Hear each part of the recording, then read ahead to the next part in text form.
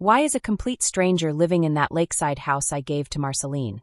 My grandfather, Thaddeus, spoke softly, but his voice was deep and strong. Even though he was not shouting, it felt like the words sliced through the happy Christmas music that was playing in the background. Everyone in the dining room froze instantly. My dad, Lucian, dropped his fork, and it made a loud clink when it hit the plate. I held my glass tightly with both hands and looked around at my family. My dad's face had turned pale, and I could see tiny drops of sweat shining on his forehead. My mom, Celine, sitting next to him, looked very scared.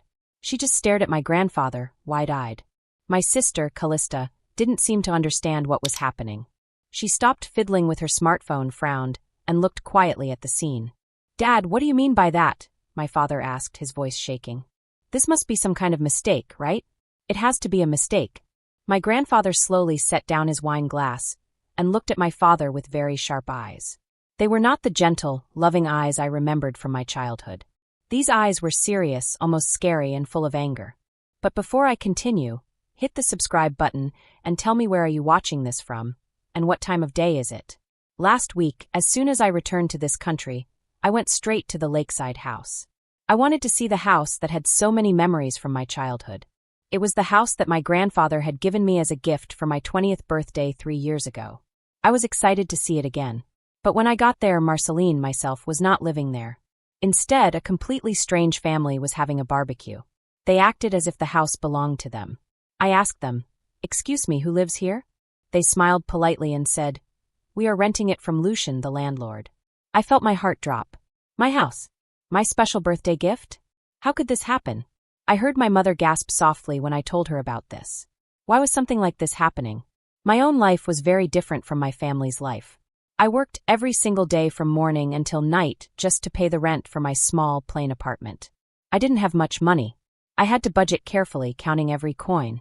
Meanwhile, my parents and sister lived a very different life. My mom and dad had retired from their jobs years ago, but they always seemed to have more than enough money. They drove fancy cars, wore expensive clothes, and went on holidays without worrying about the cost. My sister, Callista, is 2 years younger than me. But even though we were sisters, her life was completely opposite to mine. Her social media was full of photos of fancy restaurants, expensive trips, and luxury hotels. She would post every day with captions like, "Thanks, Mom and Dad. Living my best life." Even as a child, I always wondered why our lives were so different, even though we were sisters. I had heard my parents say things over and over. "Marceline, you are the eldest, so you must be patient. You're the big sister, so let your little sister have more." I heard these words so many times that I eventually learned to accept them. I thought, I am not the child who is loved as much. When I graduated high school, my parents basically pushed me out of the house to live on my own. I just thought, okay, I knew this would happen. I was used to feeling small and invisible in my own family. Even as I walked to today's Christmas party, I felt a sad, heavy feeling in my heart. But I held a letter in my bag. It was from my grandfather, Thaddeus. He had not sent me a letter in 3 years, but this one arrived just before Christmas. I felt a little hope as I held it. When I reached my family home, I could hear cheerful Christmas music leaking from inside. The house looked so bright and festive. I pressed the doorbell, but no one came for a long time. Finally, my mother opened the door. "Oh, Marceline, so you came," she said. But her face looked annoyed and angry at the same time. She acted like I was an uninvited guest. "Grandpa invited me," I said softly. My mother hesitated for a moment. Then she forced a little smile and said, "Yes, he asked your aunt for your apartment address. Don't say anything unnecessary today. We are also celebrating Callista after all." Celebrating? Callista had passed a modeling audition. It was a small, simple registration-based audition, but my mother acted very proud. She looked at my cheap coat like I had done something wrong by wearing it. "Couldn't you wear something better?" she asked. I went inside. The living room had a warm fire burning in the fireplace. The room was decorated with expensive Christmas ornaments, tinsel, and lights. Everything looked perfect and shiny. "Hey, Marceline. Still alive?" my dad said sarcastically as he lounged on the sofa with a glass of champagne in his hand. "Dad, stop it. Poverty might rub off on me," I said, trying not to get too upset. Callista laughed in a high-pitched, happy voice. She wore a new dress, and a large ring on her finger sparkled in the light. Normally, I would shrink back into a corner and wait silently for the moment to pass. But today was different. At the back of the room, a figure in an armchair slowly stood up. His back was straight, and his neatly combed white hair shone softly in the firelight. It was my grandfather. "Marceline," he said, smiling at me. I ran toward him and threw myself into his arms. I could smell his familiar scent, the one that always made me feel safe. "Thank you for coming, Marceline. I know you've been through a lot," he said. His voice was kind, and I felt a warmth in my chest. I knew he truly cared for me. "Now let's eat. We will talk afterward," he said. We all sat at the dining table. At first, everything seemed normal. My father bragged about his so-called business, which I knew was not real. My mother agreed with everything he said. Callista demanded things selfishly, as usual. I quietly spooned the soup into my mouth and kept my eyes on my grandfather. He barely touched his food and simply observed the family in silence. His silence grew heavier and heavier, like a thick fog filling the entire room. I could feel tension building up with every second. Finally, when the turkey was carved, my grandfather spoke. "The other day I went to the lakeside house. Marceline wasn't living there. Why is that?" My world flipped upside down. My hands trembled as I asked, "Grandpa, what house are you talking about?" He looked at me with sad eyes and slowly shook his head. "I knew it. They told you nothing." Then he turned his gaze to my parents and stared at them like they were filth. "Lucian, Celine, explain yourselves. What did you do with the house I gave Marceline for her 20th birthday 3 years ago?" My father wiped sweat from his forehead and looked for words. "Well, Marceline was still young. We thought it would be difficult for her to manage, so we took care of it instead." My grandfather's voice became low and powerful. "Took care of it by renting it out to strangers and keeping the rent, including the monthly allowance I sent to Marceline? You're misunderstanding. We did it all for Marceline," my mother shouted. "If we gave that girl money, she'd just waste it. That's why we were managing it," she said, desperate. "Managing?" My grandfather slammed his fist onto the table with a loud thud. "Managing means reporting to the owner and giving them the profits. What you did was not managing. It was stealing. It was an embezzlement." His words echoed through the entire room. I couldn't help but laugh. It was a strange, dry laugh that surprised everyone. My mother stared at me in shock. "What's so funny, Marceline?" she asked. I looked at her coldly and said, "For Marceline's sake, how can you tell such a blatant lie?" At my signal, my grandfather picked up a tablet that was sitting beside the table and slid it toward my parents. "Press play, Lucian," my grandfather said. My father's hands shook as he touched the screen. The video showed a scene from 3 years ago. My parents were smiling broadly, and little Callista stood beside them. "This is such a nice house. Are you sure we can really use it?" my mother asked excitedly in the video. "Yeah, Dad won't come back, and we'll just keep it from Marceline. This house is too good for her," my father said, taking an envelope full of cash from a man who looked like a real estate agent. "Daddy, with this money, I want to study abroad," my father added. The video switched to months later. A completely unfamiliar family was moving into the house. They were smiling and happy, as if the house belonged to them. I had only seen this video 3 days ago. "What? 3 days ago?" my father shouted. "What do you mean?" "You were fooled, Dad," I whispered. "Grandpa returned 3 days ago. The person who picked him up at the airport was me." My parents and Callista all turned pale. Their faces were full of shock and fear. When I finally met Grandpa, he cried when he saw how tired and worn out I was. That's when we realized everything had been a terrible misunderstanding. We went straight to the bank to check all the transactions. Then we went to the lakeside house and saw the strange family having a barbecue. Everything my parents had done was finally clear. I put both hands firmly on the table and looked straight at my parents. My eyes were full of anger. I could feel my heart pounding in my chest, and my hands were shaking a little. Even before I came to today's party, I already knew everything. Everything. You faked my signature. You rented out my house without asking me. You used the money to buy cars, expensive clothes, and to make Callista's life easier, while I struggled every day. All of it. Marceline, you knew? My father's voice trembled. "And you stayed quiet?"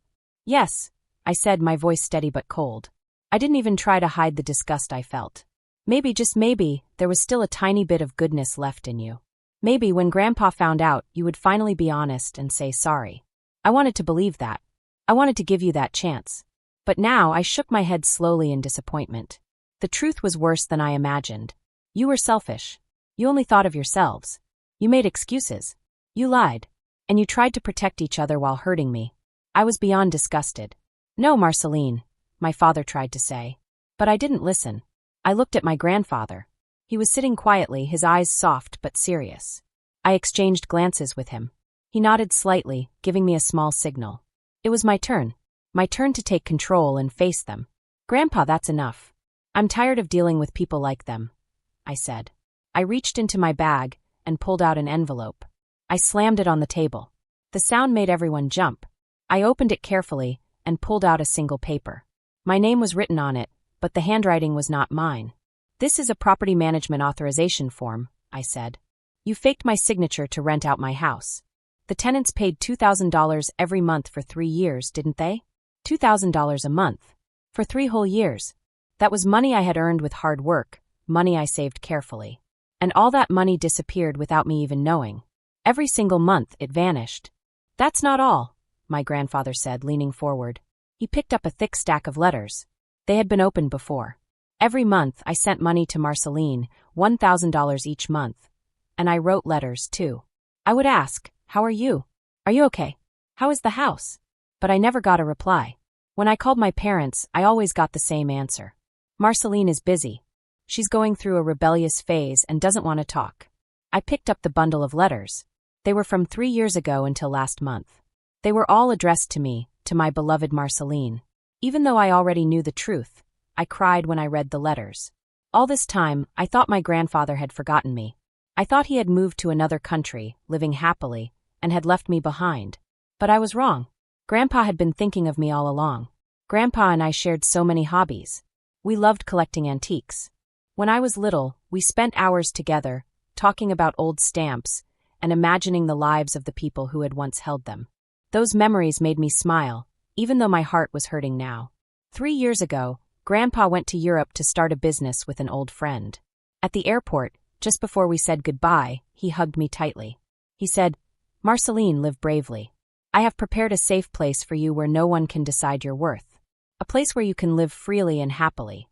That was the last time I ever saw him. After that, I didn't hear from him. My parents told me, Grandpa is busy with his life. He won't be able to contact us for a while. And I believed them. But now I understand. Grandpa would never have abandoned me. The place he had prepared for me, the place where I could live freely and safely, was the lakeside house. That was the house that my parents had used to take my money. I looked back at my parents. Their faces were pale. Their eyes were wide, and they were panicking. My heart felt heavy, but my hands didn't shake anymore. I felt strong. I was ready. You took my memories with Grandpa. You took my future.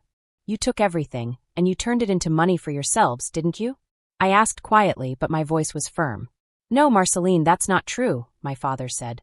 He leaned over the table, trying to grab the documents from me. It's a misunderstanding. We were just borrowing it temporarily. We were going to return it. Yes, that's right. We saved it for you. Lies, my grandfather shouted, slapping my father's hand away. His voice was sharp and cold. I hired a private investigator to check everything. The rent money went into your account, Lucian. Now the balance is zero. Every dollar you took went to your own spending, to your cars, to your clothes, and to Callista's luxuries. My father fell to his knees. He was shaking. Sweat covered his forehead. Why? I whispered, my throat tight. Why would you do this? You knew how hard I was working every single day. You knew I was barely surviving. And all this time, you were using my money for yourselves. For cars. For clothes. For Callista. All while I suffered. Marceline, you're wrong, my mother shouted, her voice high and panicked. We were only making good use of it. You couldn't possibly manage a property, could you? That's why we did it for you. We raised the family's standard of living. If we're happy, you should be happy too. Her words made me feel sick. It was selfish. It was cruel. They didn't care about me. They didn't care about what I needed. They only cared about themselves. Family, I muttered. The word felt bitter in my mouth. Silence, my grandfather roared. His voice shook the room. The walls seemed to vibrate. My mother gasped and stepped back. What you did was not for the family. It was exploitation. You took advantage of your own daughter's money. You fed on her like parasites. Nothing you did was for her. Not a single thing. He went on. We examined every account. Every dollar taken went to Callista's tuition, trips, and your wasteful spending. Nothing went to Marceline. Not 1 cent. You stole from her while pretending it was for her good. My father was trembling. He clutched the table with both hands. But legally, as her guardians, we had management rights. Management rights? Grandpa's voice was sharp.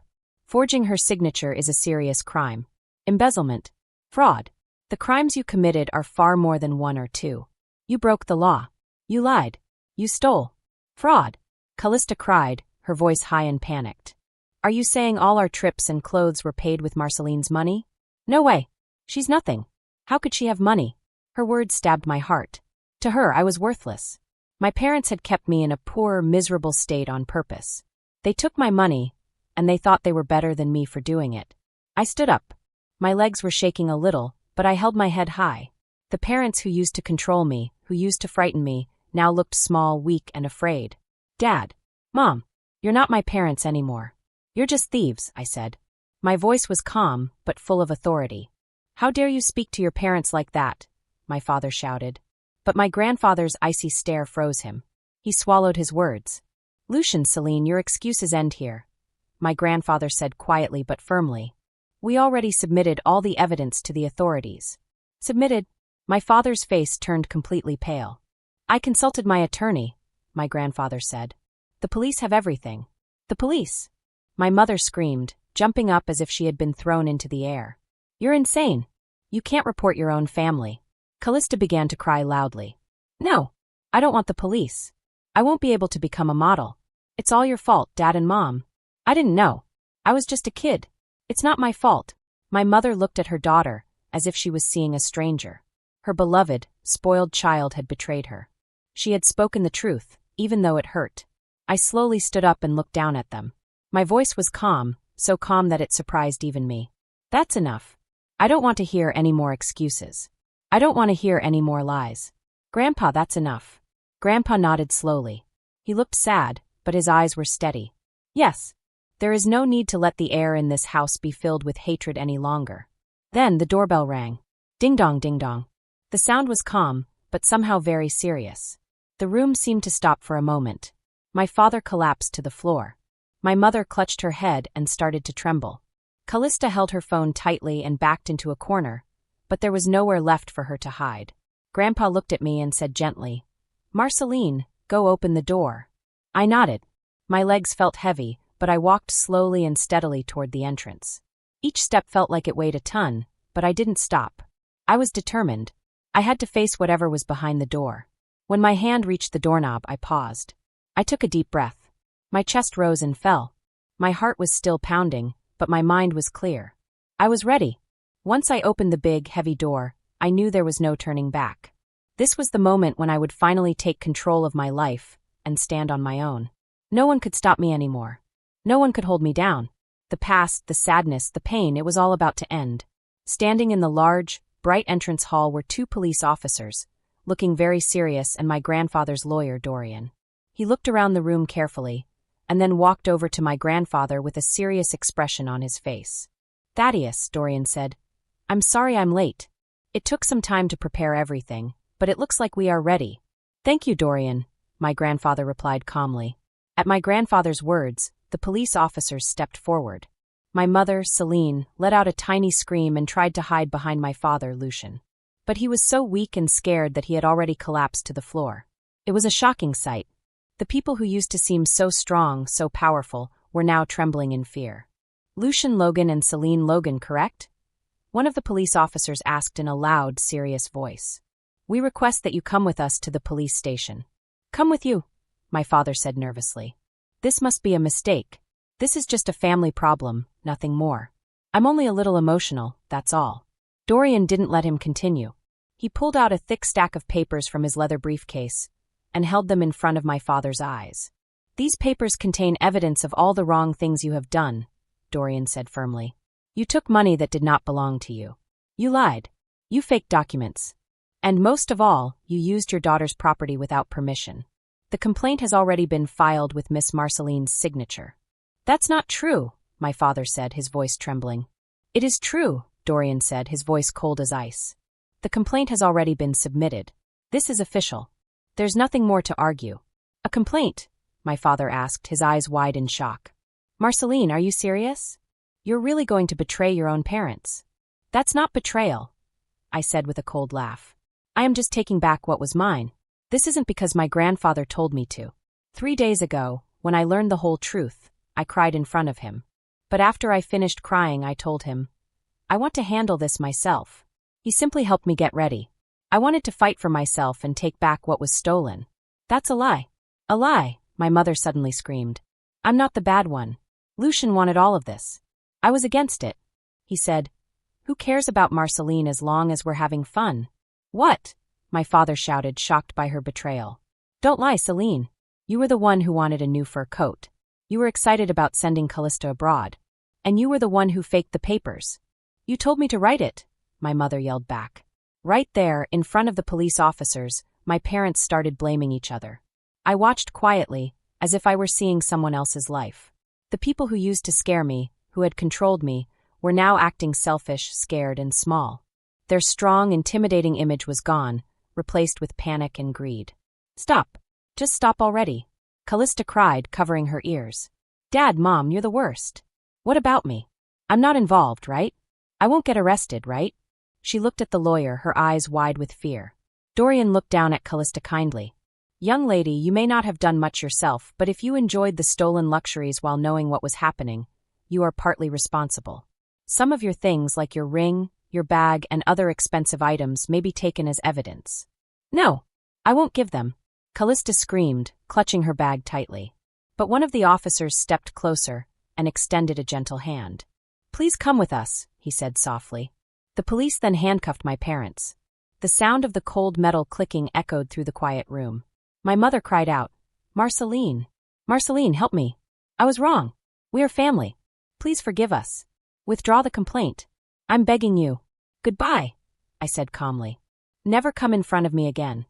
Their screams slowly faded as the officers led them out. Outside, the red and blue lights of the police car flashed violently against the walls. I stood there, watching as the people who had once controlled my life were now being taken away. I turned to my grandfather. He nodded at me and gave me a thumbs up. I took a deep breath, planted my feet firmly on the ground, and looked forward. I had taken my first step toward freedom. I would never let anyone control me again. This was my first victory, earned with my own courage and determination. The following months were busy and full of change. My parents went to prison. Callista didn't get punished too badly because she hadn't done much herself, but she still lost a lot. All the money, jewelry, luxury cars, and even friends she used to have disappeared. She lost her home and everything she loved. Her life changed completely. Meanwhile, I was living my happiest days. My grandfather guided me and taught me about managing money, running a business, and making smart decisions. I worked hard every day, learning everything I could. After a few months, I became his assistant, helping him with serious decisions. I was standing on my own feet now. I could take care of myself. I was free. I felt strong, confident, and proud. The chains of my past were gone. One rainy night, I received a call on my new cell phone. It was from an unknown number. When I answered, it was Callista calling from a public phone. Marceline, she said, her voice shaky. I don't have anywhere to stay. My friends won't help me. Please help me. I didn't know anything about all this. Her voice was the same spoiled, dependent tone she had always used. I spoke quietly, calmly. Go work. Live on your own, just like I did. You need to learn to be strong. You need to take care of yourself. Then I hung up the phone. My heart hurt a little, but more than that, I felt free. I had finally left my past behind. I was no longer a scared little girl. I was independent, strong, and confident. Years passed. The lakeside house where my grandfather and I lived became a warm and happy home. The memories of fear and sadness were gone. The chains that used to hold me down no longer existed. I do not know what happened to my parents or Callista. I do not want to know. They chose their path. I chose mine. I walked the path of honesty, courage, and independence. That is all that matters. I spent my days learning, growing, and helping my grandfather. We laughed together, cooked together, and sometimes just sat quietly watching the rain outside the big windows of Lakeside House. I felt safe, loved, and free for the first time in my life. Sometimes I thought about the old me, the scared girl who was afraid of her parents, who didn't have control over her own life. But now I am strong. I had learned to fight for myself. I had learned to take what was mine. And I had learned that courage and honesty were more valuable than anything else. I had my first real victory, and it belonged to me. Nobody could take it away. Life was not perfect. I still had hard days, and sometimes I felt sad remembering the past. But I knew I had made the right choices. I was independent, responsible, and strong. I had my grandfather, my home, and my freedom. That was enough. And so every day I lived fully. I learned new things, helped my grandfather, and became more confident.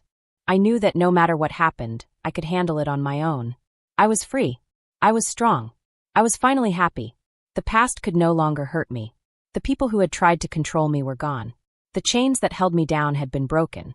I had chosen my life, and I was walking forward with courage and hope.